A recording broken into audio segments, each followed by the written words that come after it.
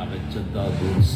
அந்த ரூல்ஸ் என் இஷ்டத்துக்கு அப்பப்போ மாற்றிட்டே இருப்பேன். அது கப்சிப்புன்னு கேட்டு ஃபாலோ பண்ணணும். அதை விட்டுட்டு ஏதாவது அடாவடித்தலை பண்ண நினச்ச உன்னை கண்ட துண்டமாக வெட்டி கழிச்சு போட்டுடுவேன். ஹொக்கோம் டைகர் கா ஹொக்கோம்.